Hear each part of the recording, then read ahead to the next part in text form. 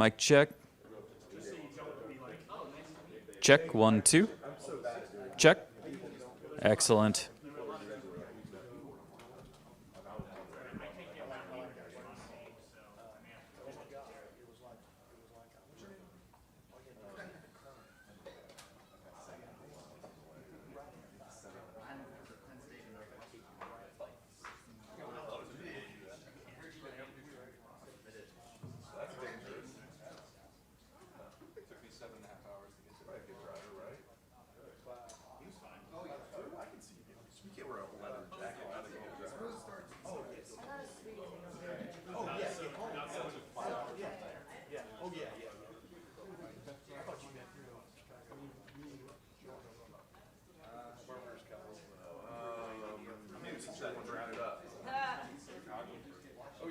Bring it up if you were in last place. I like him. Yeah. I'm about it. I got speed tickets on the way to Chicago. Does it make you a bad driver? I just got like a lead foot. Like I do too. I have to do it.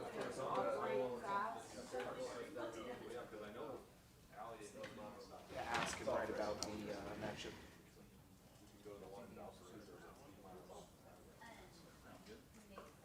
One press conference will know exactly what's going to start.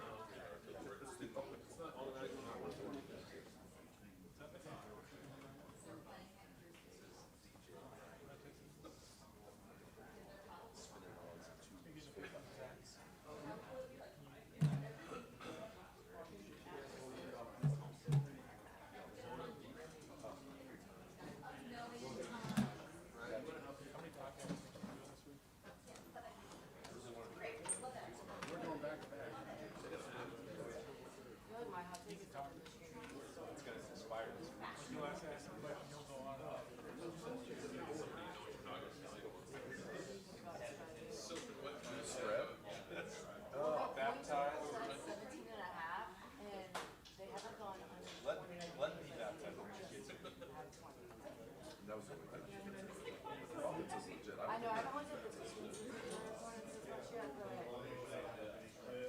Yeah, they're, I think their offense is they're not better than Oregon. No, but I think they might be better than Penn State. I think it would be a more interesting game if it was in Bloomington. Yeah. Their defense is what I don't know if they can hold up for 60 minutes against this Ohio State team. Their offense is legit. Yeah, the number I was looking at was the Indiana State. That's interesting. Yeah, 17. But I think maybe the better team is Ohio State. Well, I wish I would have got it to 10. This is already at 10. Indiana's going for like 10. No, I mean spread. Ohio State. I've never seen it that bad. Ohio State opened at 10 and a half. Then went up to like 12 and a half. Wow. Yeah, I did a story. 2.5 is it? Like I checked last night. So it's Monday. Yeah. So that was because of my. Yeah, it's Well, and Ohio State's not the favorite to win the Big Ten championship. and the national championship. They were always, but Oregon had the minus money, and now it's Ohio State. Oh, interesting. I got it plus 250 in the preseason. National or Big Ten? Big Ten. I took them both, but I got Ohio State plus 4 in the national championship, and then I got it. I mean, I never picked the championship. I took plus 250. I think it's even better with a loss. I think they're more shocked with a loss. For sure. Now they have This is revenge from back. seeding, but like honestly, is the 5 seed better than the 4 or the 1 seed? I'd still rather have the one season because of the bye, but Yeah, well, a lot of people are saying the bye is not. That actually works in favor of me taking a stronger Ohio State because it's kind of similar to us. Like they got a key game against Michigan that's going to bye. So. the thing about bye is weird. The teams I follow, like Ohio State and Penn, just seem to play poorly to come in conference. Ohio State needed the schedule to be exactly what it was. Like they needed Nebraska after bye before Penn State. Yes. Like I mean, that worked in their favor. They could not have gone into Penn State after bye. Hell no. I agree. That would be bad. Playing basically even with the bye, playing Oregon and They were like basically sleeping in zone of fourth. Like they had a wake up call and they're like, oh shit, we should probably do something on the bye. And like they will admit it. Like this year there's no one else that's into the media. They fully admit, yeah, we should have got a chance about things. I'll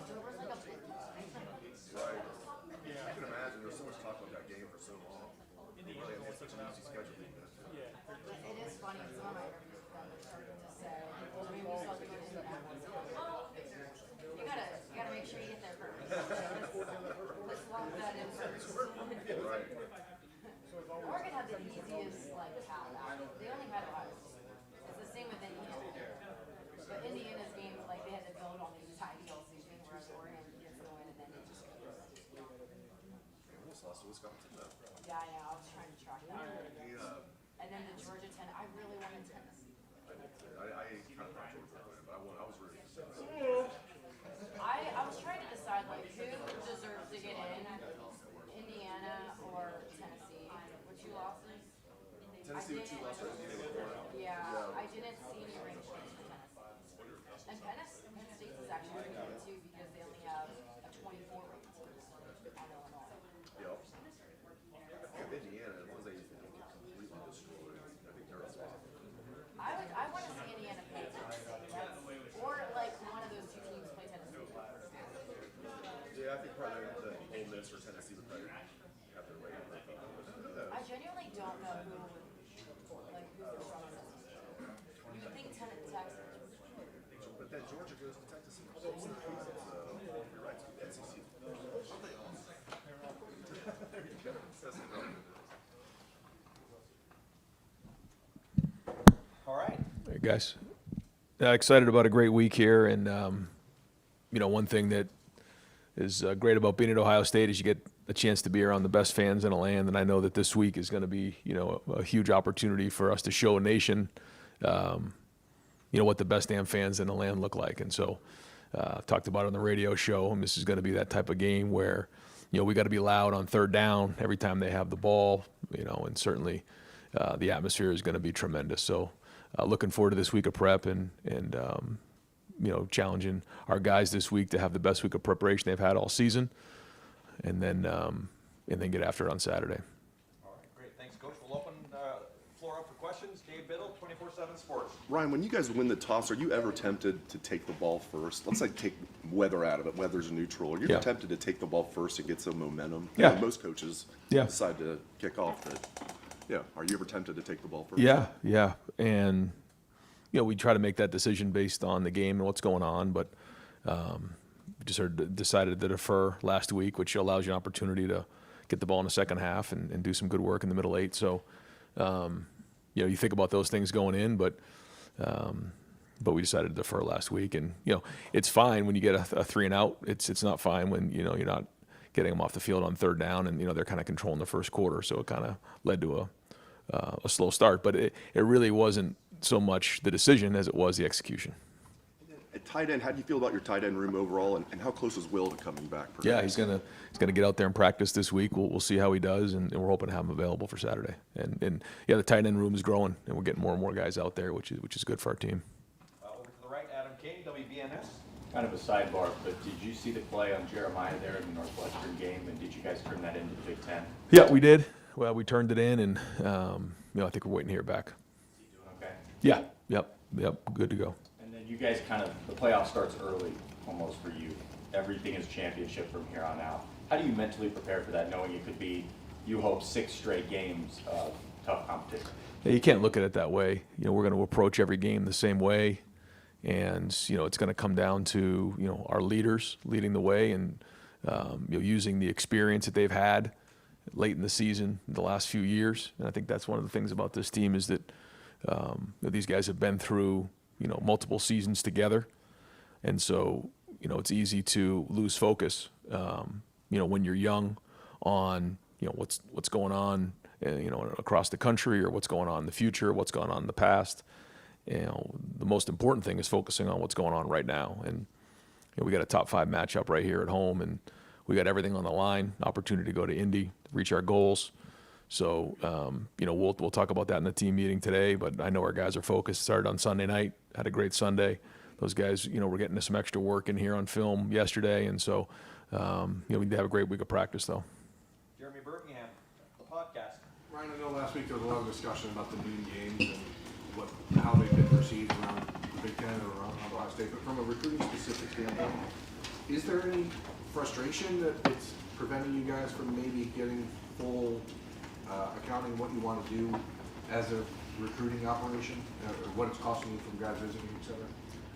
Well, the great news is there's going to be a great environment on Saturday, and for our recruits to be able to come in and see that is a huge advantage for us in recruiting. Just to see the rewards of the work that you put in and the fan support and what game day atmosphere is like, and where. For those who are done with their high school year, it's a lot easier for them to come in for a noon game. For those who are a little bit further away, who are still in the playoffs, it's a little bit more difficult for them to get here. So, we manage it the best we can, and we get great coverage on TV. These guys can watch it on TV. Who are a little bit further away. So, I think we'll have a great crowd here. I think we got a bunch of recruits coming in. So, we'll manage it. We don't have anything to do with the times of the games. We just make it work, and those who will be here will really enjoy it. In the world that we're in now, how much harder is the evaluation of assistants when it comes to recruiting? Because there are times when things happen that may be outside of their control.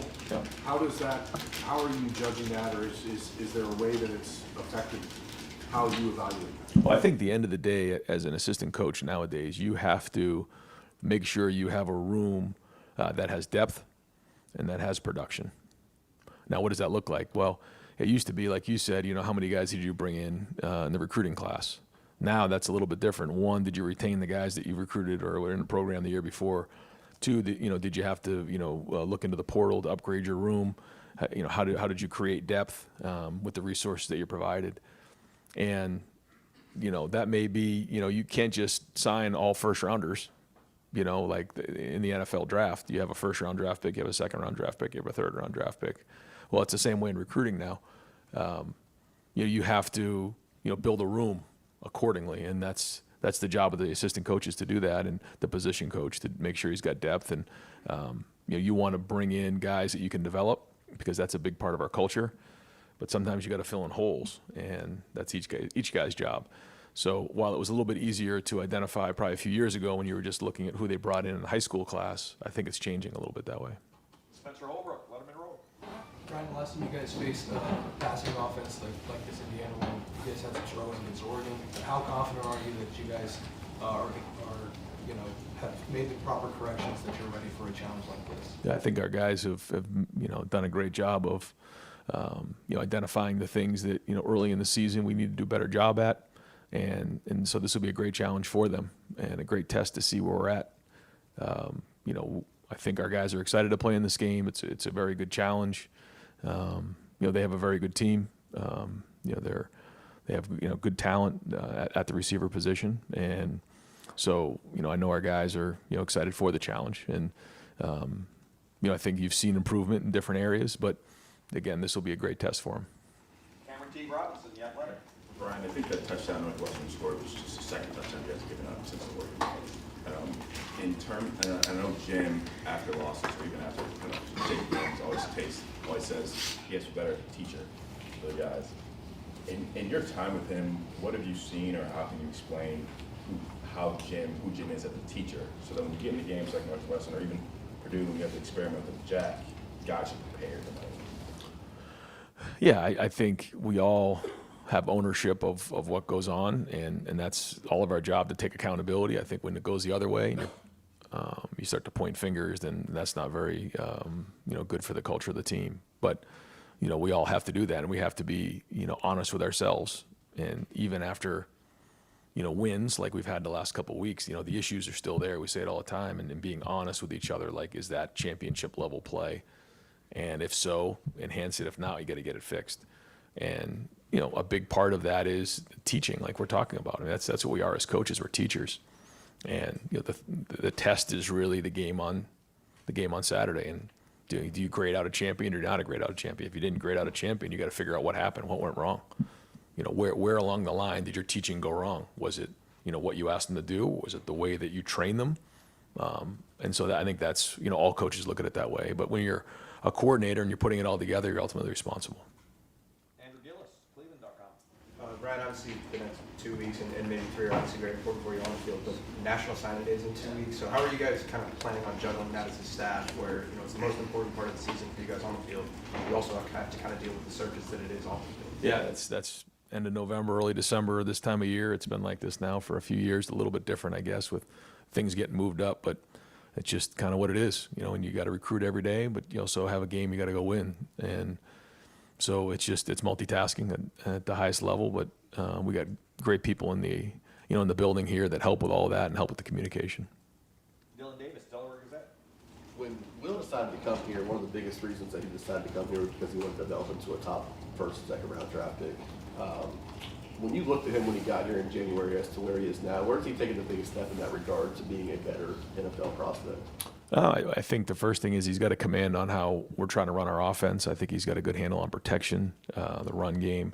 But I also think, you know, he's seeing the route structures and how we do things and progressions better.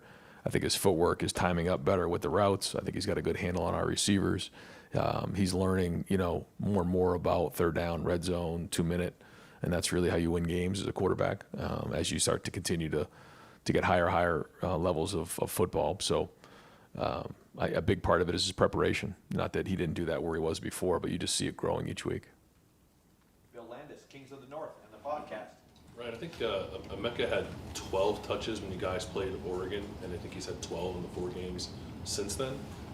Are teams doing anything to make it more difficult to get him the ball? Is it ever in your mind as the game is happening, like, hey, we have to make sure Emeka's getting his hands on the ball?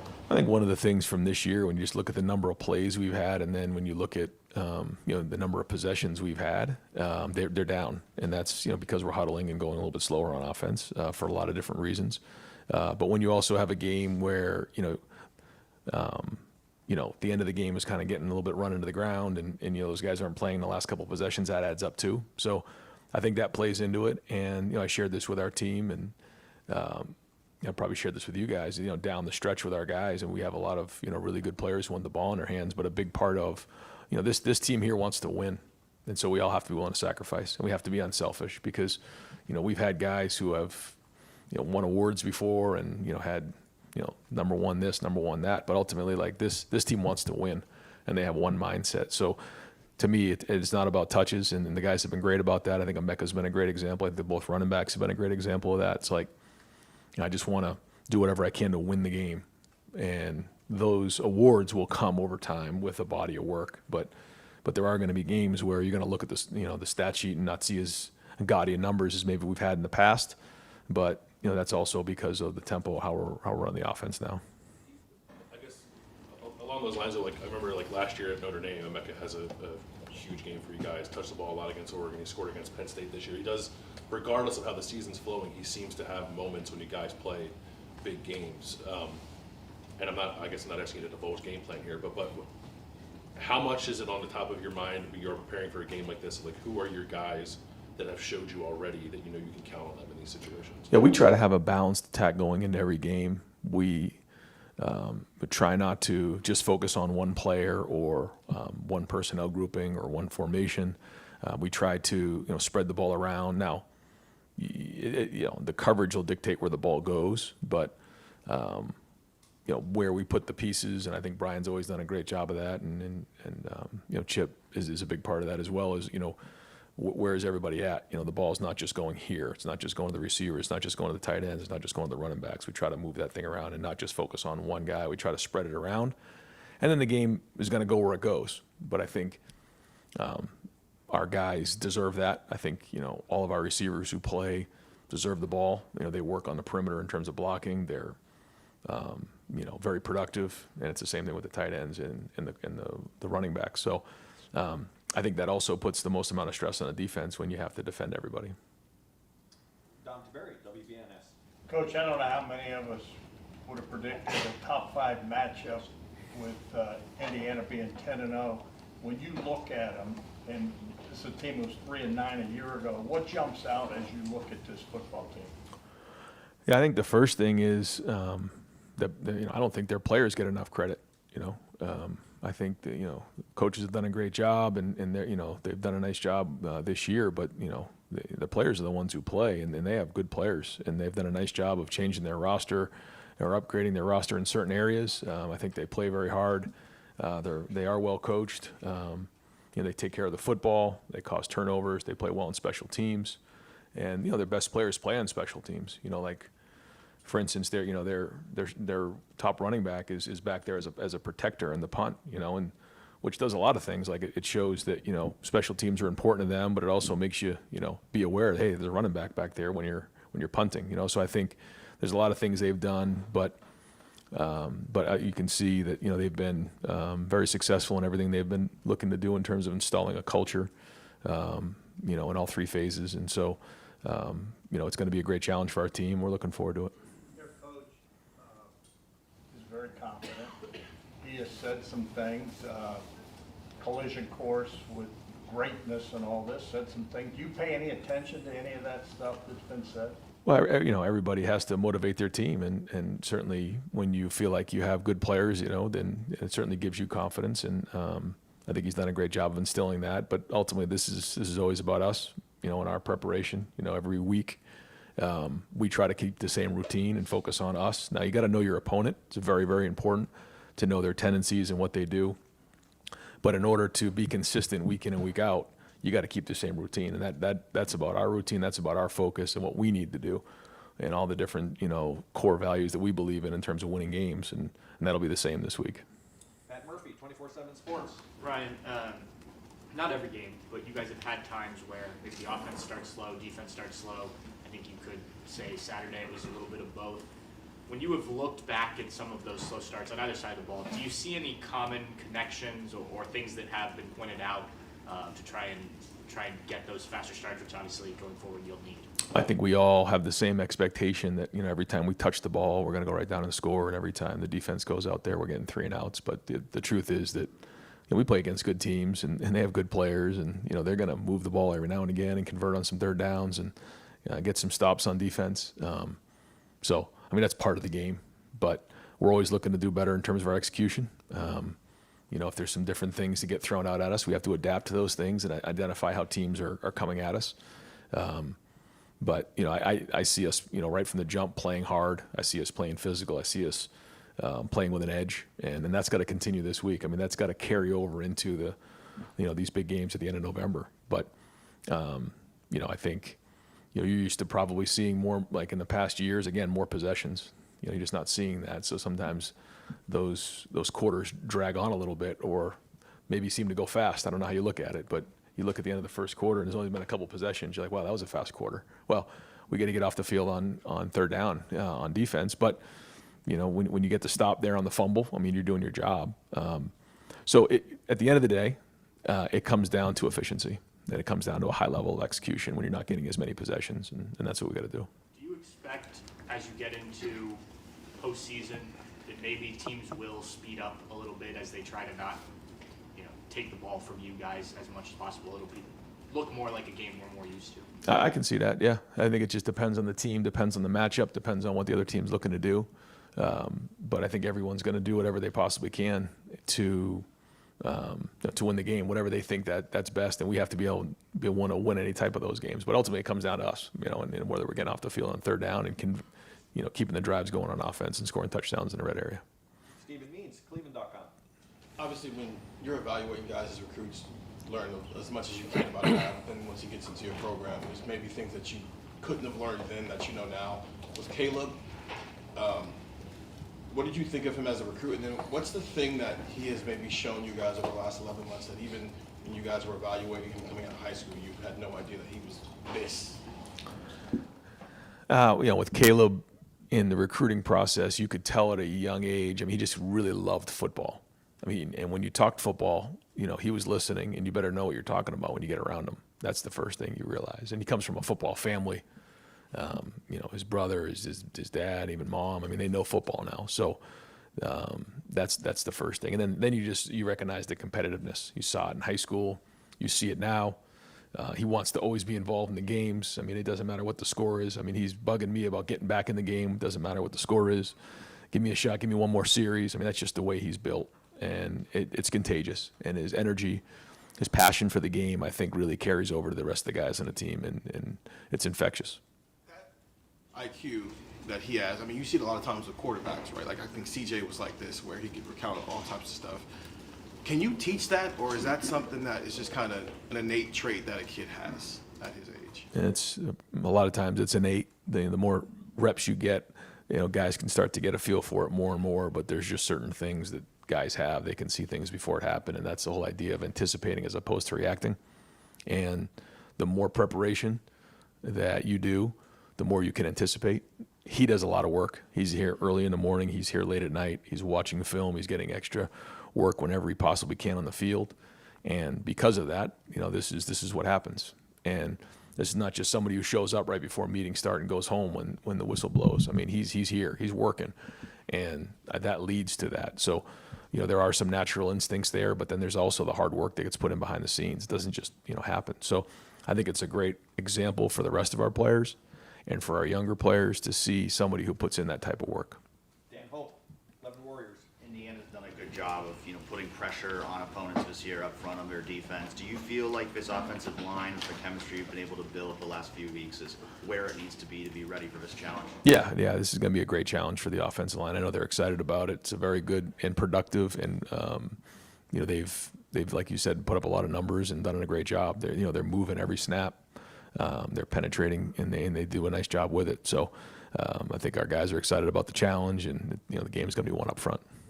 Donovan's gotten more and more comfortable each week at left tackle. How does that maybe kind of help you guys in terms of being able to game plan now that he's got a few games under his belt there? Yeah, you know what to expect. I think going into the Penn State game, you weren't too sure because you hadn't done it much. Now at least you have a body of work to work off of. So you know what you're getting right there. And the more he plays it, the more comfortable he's getting. Tony Girdman, Buckeye Huddle.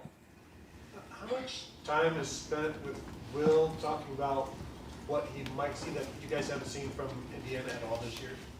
With the week off that they have? Yeah.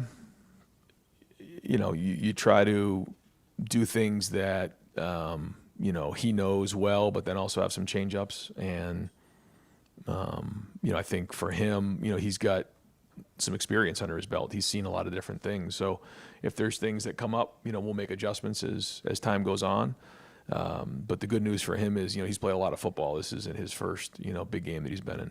So how much would that change if you're talking with a sophomore rather than a fifth-year guy?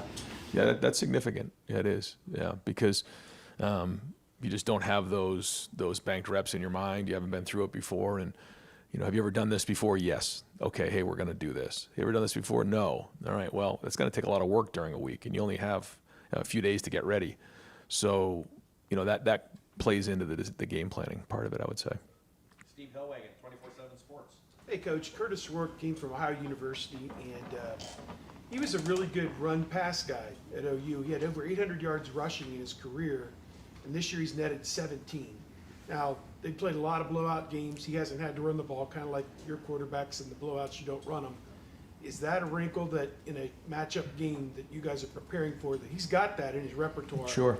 Is that something that is involved in preparing for him, and just what do you see with him? Yeah, no, he's played good football this year, and he has athleticism and can make guys miss and run, and you've seen him, obviously the numbers that he had leading into the season. So we got to make sure we're playing it honest. But I think he's played good football this year. The numbers speak for themselves, and he's very accurate in what he does, and he knows what he's doing. He's played a lot of football, so he's an experienced guy. So again, great challenge for our team. Pro Football Focus had Lathan Ransom as the #2 rated safety for however their grades go in the country. I don't know what you guys have him at. Probably pretty high. Seems like he's played pretty well. But just your thoughts about him, and I mean, is it outlandish to think that you have both of the first-team safeties in the Big Ten with Lathan Ransom and Caleb Downs? I mean, it seems like they both had a pretty good year. Well, the first thing I'll say about Lathan and Caleb is they both bring a lot of energy to the table, and they're leaders. And again, energy is contagious. Execution fuels emotion, and they're executing well too. So they need to have great games. In this game, our best players have to play well. I mean, that's just the way it goes when you're in these types of games. And I think Lathan, has played a lot of football here. You're seeing some of the best play right now. He's physical. He prepares. He cares a lot about his teammates. He cares a lot about Ohio State. He came back to win, and I'm glad he's a Buckeye. Bill Rabinowitz, Columbus Dispatch. Both you and Indiana. I mean, Indiana's really rebuilt their team with transfers. You've supplemented the roster with, and all your top 4 guys are really hit the jackpot with. How important has that been, obviously, but more importantly, what's the challenge of fitting those kind of guys into your culture? Because that's probably the key, right? Yeah, I think what's unique about this situation is that, Coach Ignetti came over from James Madison and brought a core with him. So there was already a group of guys that knew the culture, and then he, integrated it with those guys, had some success early, and then it's just kind of grown from there. And I think that's a winning recipe, I think when you come in, without having guys who know, your culture, that's a little bit of a different approach. And, for us, we want to make sure we're retaining as much of the roster as possible on a yearly basis, knowing that that's not possible to do everybody, but to keep the culture alive and to make sure we're recruiting the right people for our program. But, every program has their own philosophies in a different situation and has to respond appropriately. But at the end of the day, it's about, having a team who believes in, what you're trying to get done as a program, and then, also wants to play for each other. That's the thing about this team here. They're not worried about individual accolades or anything like this, especially late in the season. They're focused on winning, and they want to play for each other. And when you have that, you have a chance. And maybe ask you to state the obvious, but just how crucial have those four guys been to the success this year? Yeah, they've been a big part, not only just the production, but the leadership. And I think they've also just been respectful of the culture, respectful of the program, and the fact that they didn't just come in and just start, barking at everybody. They earned the respect of their teammates, and then, really fell into it. Now, when you look at Seth and Will, they're both playing leadership positions, and so that naturally happened, but they've been excellent in those areas. Austin Ward, podcast. Ryan, I can't remember a time that Denzel has ever been lacking in self-confidence, but the last few weeks, and maybe dating back to Oregon, just he looks frustrated. Even the throw on the sideline that he gave up on Saturday, just after the play, he looks frustrated. Are you sensing that from him? What is the confidence level he's working with right now? Yeah, I think he's going to have a great game this weekend. I think he's going to have a great week of preparation. I had a great conversation with him the other day, and he's excited about playing in this game. And they completed that one on the other day, but he knows he's got to play his best in big games, and I think he's going to have a great week of practice, and I'm looking forward to seeing him play on Saturday. You mentioned earlier just the challenge for the pass defense and what Indiana's bringing. The last 4 games since Oregon, what have you guys thought about the evaluation for Denzel and Davison? Yeah, I think there's been really good, aggressive. There's been other things that we got to get better at, just like everybody else.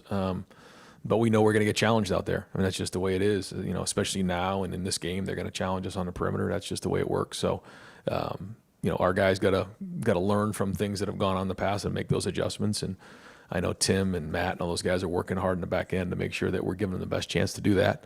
But the bottom line is, this coaching staff and all of us believe in those guys. We love their competitiveness. We love who they are. They're team players, and excited to see their week of work and excited to see them play on Saturday. Joey Kaufman, Columbus Dispatch.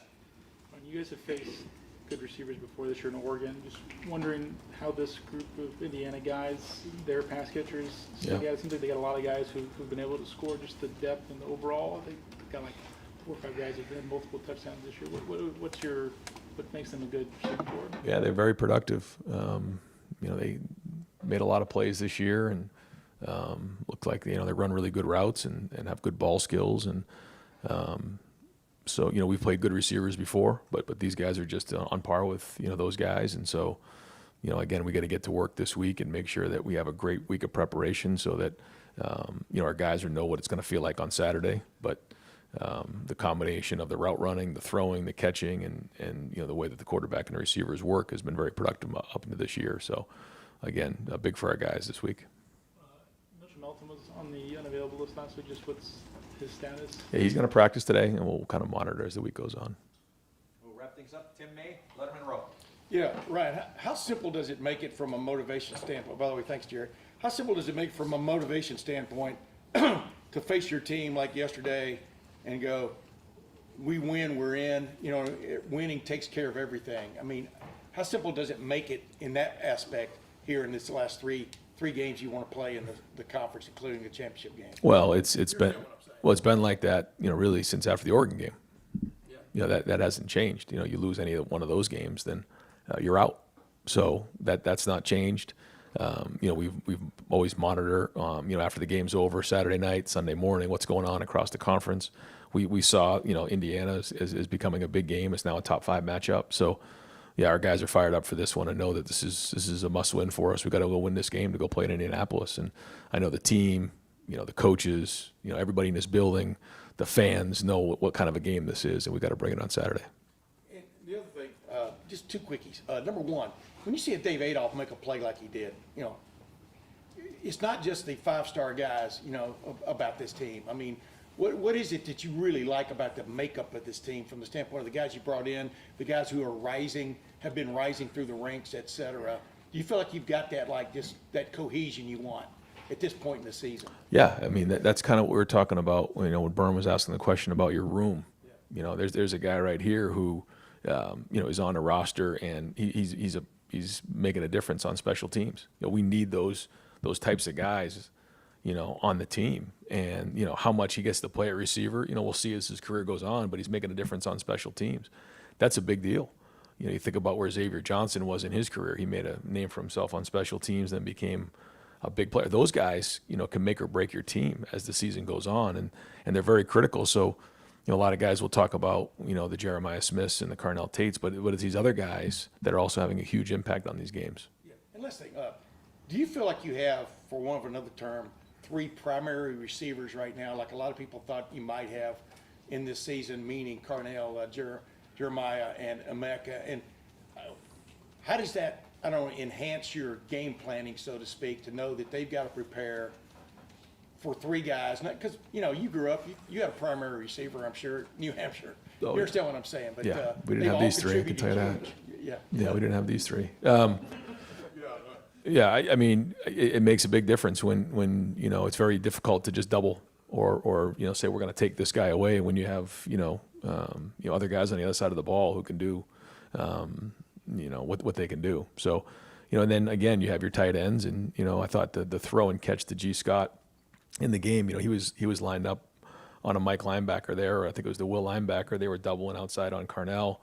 And so, you're one-on-one with the linebacker going down the middle of the field. And so the throw and catch there was excellent. But that's what we're talking about, the matchup there. Or when you look at the Purdue game, they had a linebacker matched up on Travion because, the safety took away Emeka.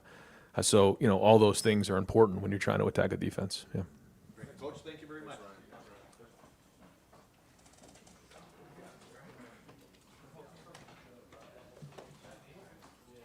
All right, folks, just an announcement.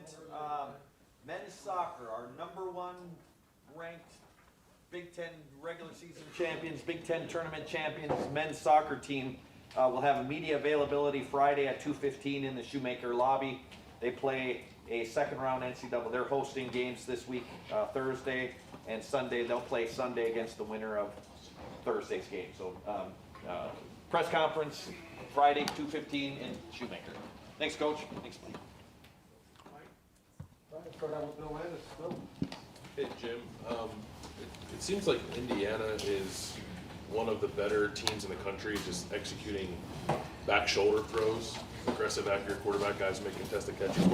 What's the teaching point for your cornerbacks when they find themselves in those situations? You have to be physical and violent with your hands through the route. I mean, they're very good at it. It's tough to defend, because of all the pushing and shoving that occurs and whether you're going to get a PI, but you really got to be physical back through the receiver and then violent, at the catch point. But I mean, you don't want to tell your guys to, back off and worry about the PI. They got to be aggressive. Yeah, Coach, I asked Coach Day about this. Curtis Rourke was a big run pass guy at OU, 800 yards rushing in his career there, 17 so far this year at Indiana because they haven't needed him to run probably with the blowouts. Just some of the issues you guys have had with quarterbacks being able to get some yards.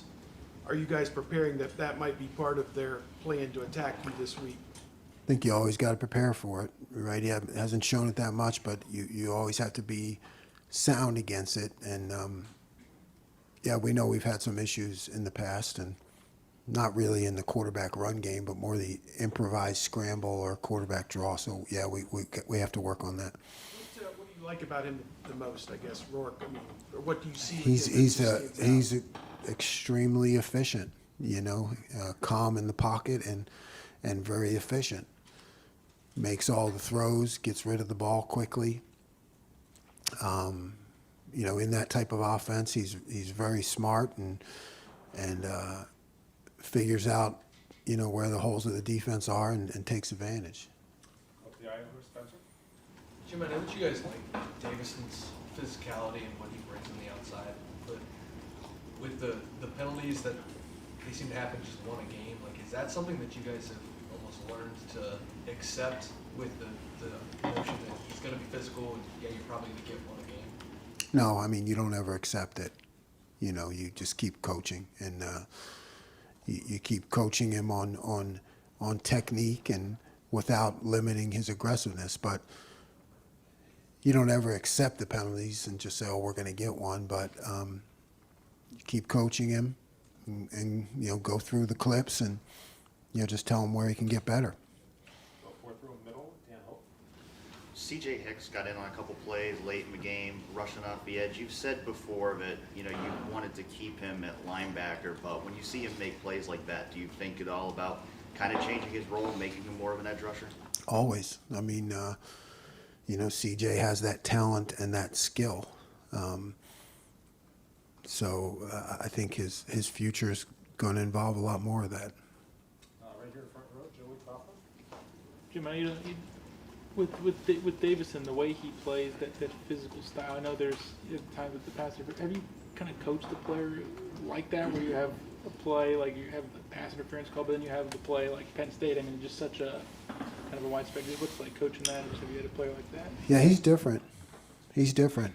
And to me, it's fun to coach because he has that aggressiveness. He's going to throw punches, what I call, it's a good thing, and you just have to keep working on his technique. Right next door, Bill Fiddles. You guys have not given up a touchdown in the third quarter this year. I know it's coming. How much of Thanks, that Bill. Would you like to be insulted? I mean, no, that's a good thing, right? Yeah, I'm more used to that. To what do you attribute that? I mean, some people say halftime adjustments. I mean, how do you explain it? Yeah, I feel like we have veteran players who, you can make adjustments with, who, there's always a flow to every game, and, teams come at you early with different things, and that's just football. I mean, you can work all week on something and not get it at all. So I feel like our guys are veteran, and they make those adjustments. They get into the flow of the game, and they know more what to expect, and they can meet the challenge. The flip side of that is a little bit. I mean, Northwestern drove the ball on the first two possessions. A game like this, I'm sure you don't want to give Indiana oxygen. How important is it going to be to not have a repeat? Yeah, we never want to give anybody anything. Yeah, so I mean, that's, you want to start fast, finish first, and win every play in between. But, that's, I think the mentality of this game has got to be, like compete to win the game on every play, because they're so efficient they're very efficient on offense. So I think that's, you preach it all the time, but it's even more important in this game that you come out really fast. Right behind Stephen Heath. We haven't talked to you since the Purdue game, and the Jack made its debut after a couple of years being off with Mitchell out there, even though they gave up some yardage during that drive. But what did you like seeing Mitchell in that position? And you just mentioned with CJ. Yeah, guys play that as well? I like what those two guys do. We didn't have much in at the time, so we were limited. Just wanted to, get them involved and always wanted to get Mitch involved and CJ involved. They're good players, so. I just always think there's a future there for that package for those two guys. I think they can be really good at it. Tony Griffin. When you're facing a team coming off of a bye week as a defensive coordinator, you've got 10 games of film to look at this year, but you're going to see something that you haven't seen before. So what's going through your mind during this weekend? Everything. Yeah, I mean, there's,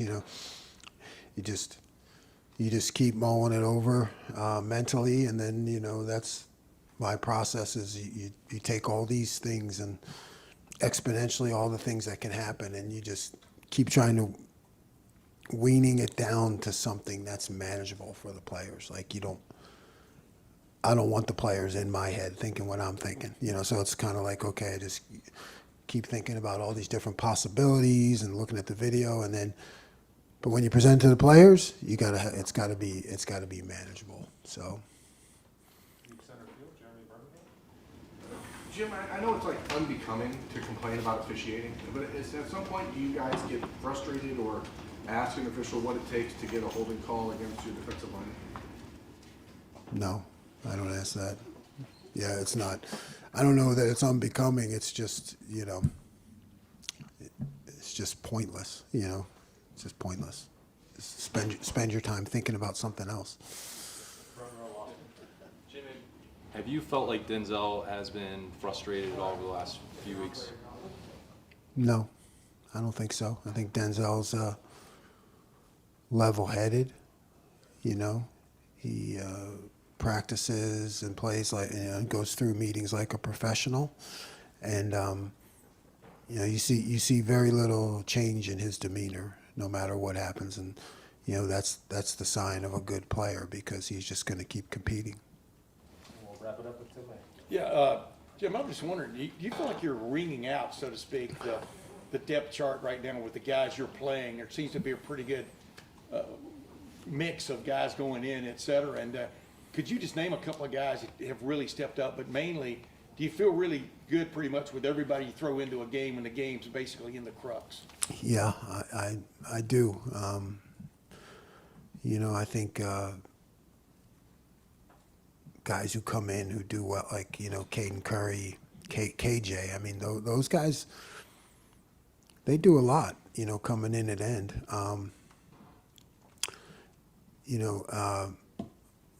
I thought Arvell Reese had his best game of the year. Arvell had his best game of the year last game, which was exciting to see. So I saw a real leap forward with him last game.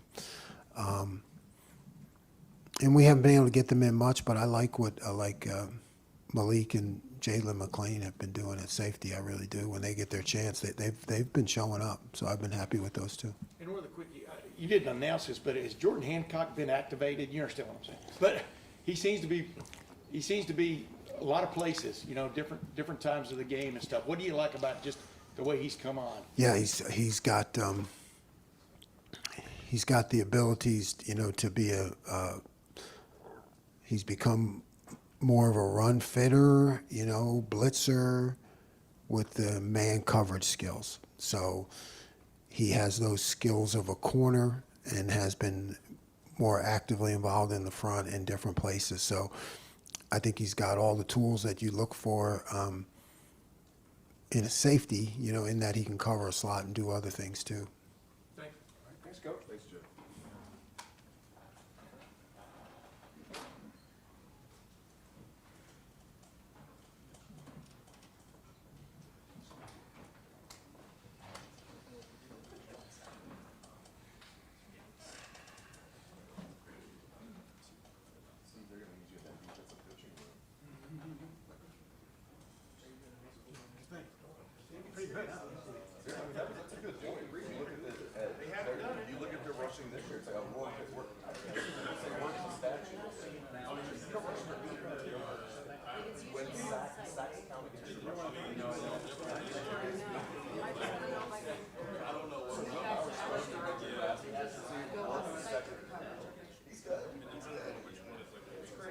Will stays the tough. Indiana does have three good receivers. But none of them are Jeremiah Smith. What's that? For Rourke? Rourke and Jackson's are number one. And then it's Rourke and Will Howard. And then after that is Campbell fourth. Allen is fifth, which is kind of surprising. Gabriel's seventh. It just transfers. He has a transfer. Passing efficiency. I didn't realize he was having that.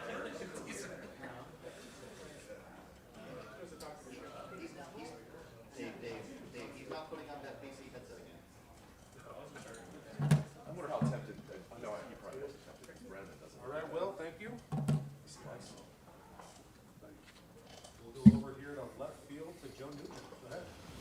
last time we saw Indiana, their running defense was great against Michigan. What do you see out of their front seven? I think they do a lot of really good things. Just preliminary, just watching them the last couple days. I think they move around a lot. They show some different fronts. They got some good guys with some talent up there. A lot of guys kind of know the system, do it well. That Mike linebacker, you can tell he's in control of that system, and I think they do some good things. So we're gonna have to scheme them up. We're gonna have to be ready for anything, and make sure that any situation, whatever it is, whatever kind of movement they try to throw at us, we got to be able to weather the storm and work with that, because they like to move around and try and change things up for you, make things look a little cloudy. So we just gotta be ready for whatever and go out there and rock them off the ball. Well, you're third in the country in passing efficiency. I'm sure winning games is the most important thing, but as a quarterback, is passing efficiency kind of the number one stat you look at? If not, what is? Yeah, the only stat I look at is winning losses, man. I don't really care. But that means I'm playing good ball, and if that means I'm taking care of the football and distributing it well and getting completions, then that's a good thing. And I think stats like that, I don't really focus on them. They kind of come. Just kind of play my game, take it one play at a time, and if I do my job and I do what I have to do, then that number should look good. And I obviously want to be better. But I think it's solid. But there's still stuff to improve on. When you were in the spring going through stuff, going through the ones defense, is there a moment that stands out to you that you realize how good Caleb Downs was? I don't know if there's one moment that stands out to me, but man, that dude's a hell of a football player, man. Just watching him every week, the way that he comes downhill and hits dudes and fills holes is pretty different. I've never really seen a guy be able to do that, from a safety position. And he's just the way that I was talking to somebody, I don't think I've ever seen him miss an open field tackle. I mean, obviously knock on wood, but the dude's pretty special. And, he's obviously really good in pass coverage too. And he's as smart as they come. He's one of those guys that just knows ball and just is he just loves it and he's all about it, and he's one of those guys. I remember after he made that tackle, in the open field on Saturday, I was like, man, I'm glad he's on my team, because he's a hell of a player. As a quarterback, I know sometimes it can be a chess match between quarterbacks and safeties. From your perspective, how does a guy like that impact what a quarterback can and can't do on a football field? Yeah, you play the game a little bit, and especially when you're going against somebody for every single day of fall camp and spring ball, then you kind of know how to play the game with each other a little bit, play that chess match. Obviously we didn't get a ton of it just because we only had 1 year together. But it's fun, man. I like doing that. I think it's, it makes the game more fun, the chess match of it, and just kind of seeing where he's going, me trying to mess with his eyes, him trying to mess with my eyes. It's something I try to do in games, looking guys off, whatever it may be, kind of feeling their rotation before the snap. But I get to go against the best every single day, so they get me ready for whatever I'm going to see week in and week out. Well, when you decided to come here in January, you talked about wanting to go somewhere where you feel like you would develop into a top round draft pick. When you arrived in Columbus, where did you think that you most needed to get better at, and how do you feel like you've gotten a lot better now today compared to where you were at in January with regards to your draft? For me, I feel like a lot of it just had to deal with consistency, and I feel like everything that I had been told was that I'd shown flashes of everything. I'd shown flashes of throwing the deep ball well, but hadn't been really consistent. I'd shown flashes of throwing on the run well and making good decisions on third down and in pressure situations, but it wasn't all the time, and I feel like coming here, it was like, how can I just be as consistent and as mature as I can possibly be. And I think that's really where my game has evolved, is just the consistency part, and just trying to be take things one play at a time and not trying to be not trying to make things happen, just letting it happen. I think a lot of it's been the coaching that I've gotten here and just the different things that they emphasize and the things that, Coach Kelly and Coach Day are hard on me for are a little different than what I've been coached on before in the past. Like, just my footwork and making sure that everything's, timed up the right way and that I know everything that's going on, on every pass play, and I have a plan and I have guys I'm looking at. And I think just in every way my game has gotten better, and I attribute that to, the coaching that I've gotten and just the competition I've gotten to go against every single day. How much does footwork factor into that consistency and being able to be a more consistent quarterback? Does it all boil down? A ton, yeah. It's a lot of it. I mean, obviously it's not all of it. There's a lot that goes into it, but I think that it's a big part of it, and I think that as consistent as your feet can be, and it gives you a firm base, and as long as you have those feet underneath you, and you're able to time things up well, you're able to be on balance at all times, like things like that, little things that you don't even really think about when you're watching tape or you're just a normal fan watching. Things like that are super important. We'll go fourth row, Noah. This is your first home ranked game as a Buckeye. What are you expecting the atmosphere to be like this weekend? I'm excited, man. I hope that and I'm confident that Buckeye Nation's going to show up. But if I can say anything, man, we need y'all. We need Buckeye Nation to be loud. I know it's a noon game. Obviously, everyone has their thoughts on that. But man, look, it's when we're going to play. So show up, be loud, because we've played two of these games in opposing road games, and this is the first time that we're able to host a game and have that advantage of the crowd noise and the environment be on our side. So I'm excited to use that advantage. I really haven't felt like we've needed it yet at home, but this Saturday we're definitely going to need it. Top 5 matchup. We want to overwhelm them with noise and be the loudest, hardest place to play in the country. And we say that we want the shoe to be that place, but we need to come through and be loud. And I just encourage all of Buckeye Nation to show up, be loud, be early, and because we're gonna need you guys, and you guys are the best fans in the country. So let's do it. How do you think already having those experiences in the 2 top 5 games will help you and the rest of the team this weekend specifically? I think it'll help a ton. I think we've seen it from both sides. From how to what not to do and what to do. I think we learned from that Oregon game going into the Penn State game and how to finish a game.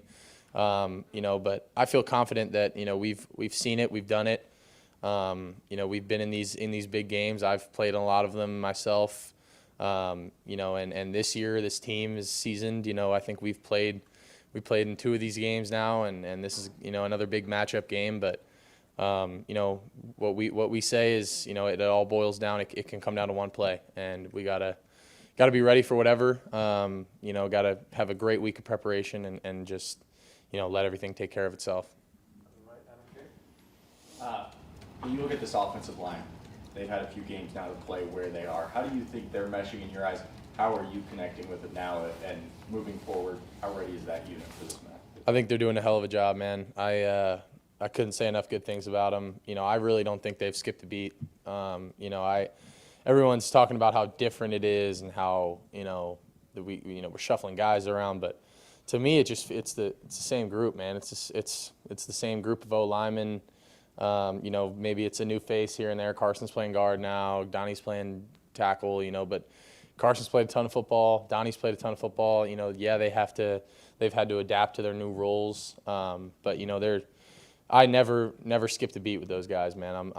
I'm so proud of them and how they're kind of meshing into their new roles and taking over, kind of the confidence of it. And I think they really started, when we started running the ball in that game on Saturday, it was really that O-line just kind of started taking over. And, when those guys are able to take over a game, like, we're going to be hard to beat, and I'm proud of those guys, man. I just need them to continue to maul guys up front and play the brand of football that we want to play. And, I think they're doing a heck of a job, and I'm excited to see what they do in this big matchup, because they know they got a challenge, but I'm excited for them.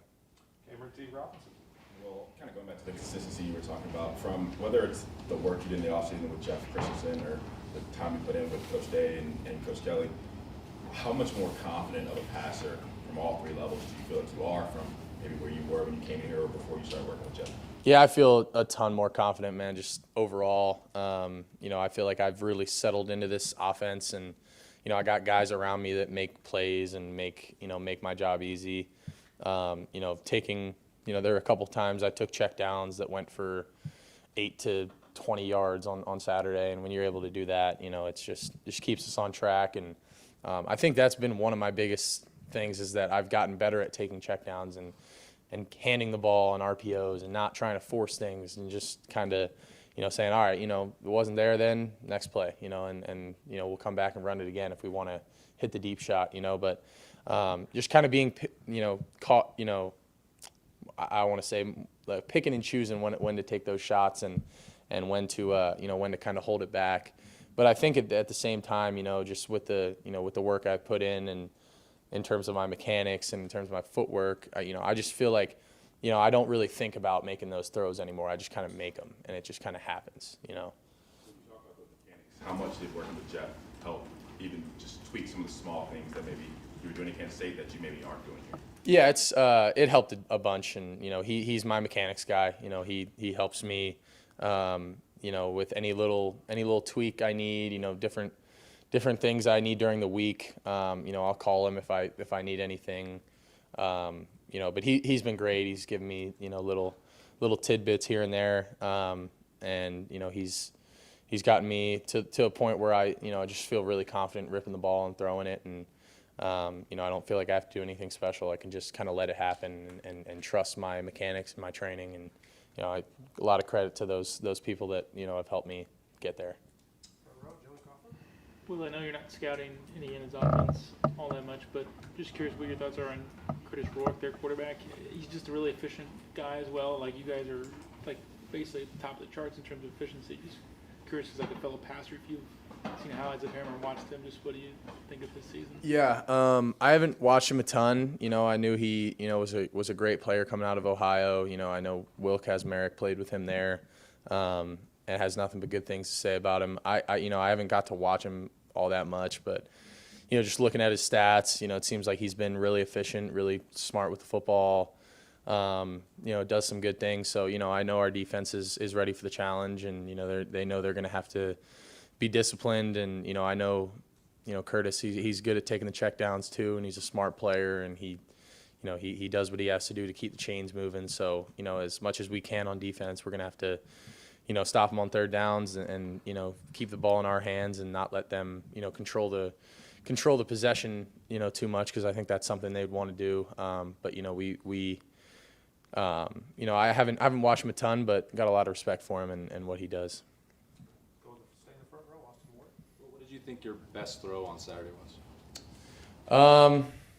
I got to say that one down the middle to G. I just think I just kind of let that thing rip, and that's a throw we practice all the time, and I felt like that one. I was kind of ready for that. I'd actually thrown it during the week and was a little late on it. It was BI down the middle of the field, but I was in 7-on-7 I think on Wednesday, and I was just a little late on that throw. And on that one, I just got my eyes backside a little quicker. The safety got over top of Carnell, so I knew I was working G, and a guy with his. We always talk about, a defender running with his back turned means he's open. So just gave him a chance, and I like that one. I like the one to Carnell in the corner of the end zone. I don't know. I mean, as much as anything that's a first down, touchdown. I'm not really picky, but I did like that one. You and Indiana transfers have been instrumental for both of you guys' success. For you guys, you and Caleb and Quinshawn and Seth, how important has it been to be able to fit into the culture? I mean, that culture fit has got to be so important. What do you think has been the key for you guys to be able to do that? It is, and I think it talks a lot to the guys that were here and also the guys that came in, and how we kind of, tried to adapt to the culture. And we didn't try to bring in our own, individuality or, anything.